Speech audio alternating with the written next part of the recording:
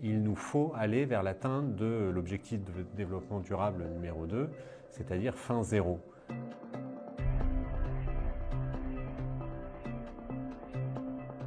Nous souffrons et même nos enfants meurent de faim. Ils n'ont rien à manger.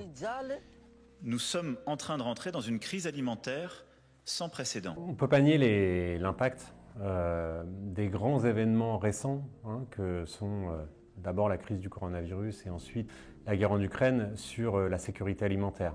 Mais en fait, ces événements, ils ne font que révéler des causes plus profondes de fragilité des systèmes alimentaires, notamment les conflits, une faible productivité agricole dans des pays en développement et singulièrement en Afrique. On sait que le potentiel de production existe. L'enjeu est de le déployer aux bons endroits, c'est-à-dire avec davantage de souveraineté alimentaire pour les pays qui sont les plus vulnérables et avec des logiques de production durables. Face aux défis mondiaux, l'Agence française du développement a toujours préféré le partage de valeurs communes à la dictée d'une vision unilatérale.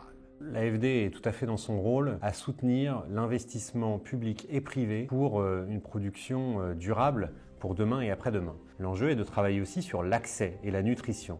Et pour cela, le soutien de politiques sociales, notamment de filets sociaux, sont déterminantes. Donc c'est un ensemble, une combinaison d'interventions, à la fois sur la disponibilité, sur la stabilité de l'accès à l'alimentation et sur l'accès lui-même. Je crois que le rôle singulier que l'on peut avoir, c'est d'accompagner la définition et l'élaboration et la mise en œuvre de politiques publiques pour la sécurité alimentaire. If global population and food consumption trends continue, by 2050, the world will need 60% more food than is available today.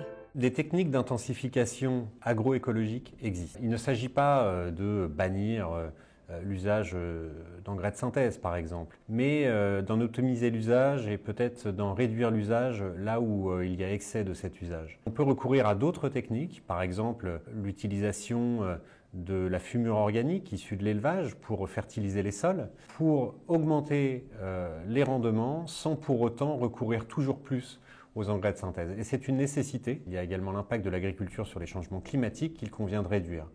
Eh bien peut-être que l'avenir de l'agriculture, et notamment en Afrique, c'est une agriculture qui préserve et développe de l'emploi dans l'agriculture.